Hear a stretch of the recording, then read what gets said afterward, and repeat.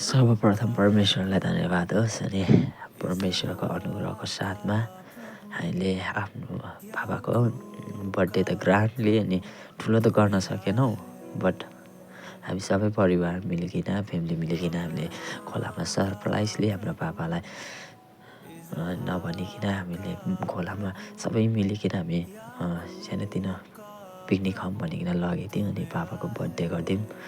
अनि पापालाई थाहा थिएन, अनि पापाको अचानक बर्थडे गरिदिउँ। हामी सबैजना सिम्पल ड्रेसमा घरकै ड्रेसमा छौँ, किनकि पापाले थाहा नपाओस् भनेर। उहाँ चाहिँ मेरो जेठा दाजु हुनुहुन्छ। अनि हामी सल्लाह गरेको थियौँ अनि हामी प्रायः सिक्किममै बसेका थियौँ। अनि यस्तो प्रेम अनि मेलमिलाप सधैँभरि परिवारमा सधैँभरि रहिरहोस् भन्न चाहन्छु परमेश्वरलाई।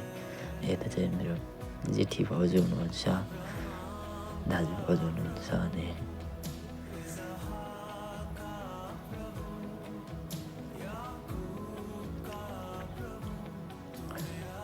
परमेश्वरको परमेश्वरको वचन अनुसार परमेश्वरले हामीमाथि मुहार फर्काउनु भएको छ। अनि परमेश्वरको अनुग्रह अनि परमेश्वरको प्रेम हामीमाथि झल्काउनु भएको कारणले हाम्रो परिवार एकताको साथमा पापाको बर्थडेलाई गरिरहेका छौँ। अनि त मेरो चाहिँ 3 नाना हुनुहुन्छ, सबसे ठुलो नाना, अनि फर्स्टमा सबसे ठुलो दादा हुनुहुन्छ, त्यसको बादमा नाना हुनुहुन्छ 3 नाना।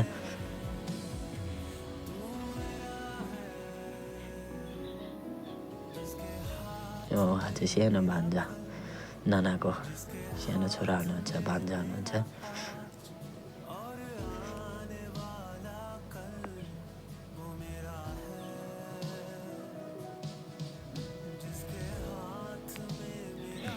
नानाले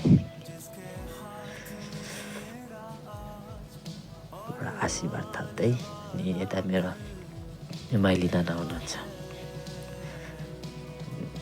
नानाको जेठी नानाको बातको नाना भनौँ।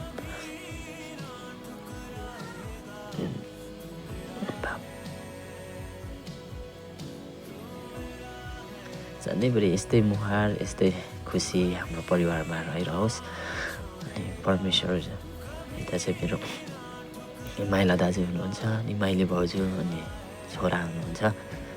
यता चाहिँ मेरो कान्छी नाना, माइला दाजुको बातको नाना हुनुहुन्छ। हाम्रो पछि सदस्य लाइगर डग पनि छ हाम्रो परिवारमा। अनि हाम्रो सबैजना आउनुभएको थियो। अनि यता चाहिँ मेरो माइला दाजु र माइला भाउजू अनि छोरी आउनुहुन्छ।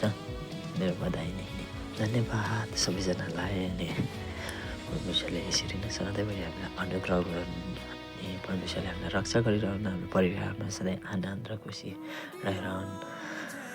फेरि भेटौँला सबैजनालाई। जय मसी।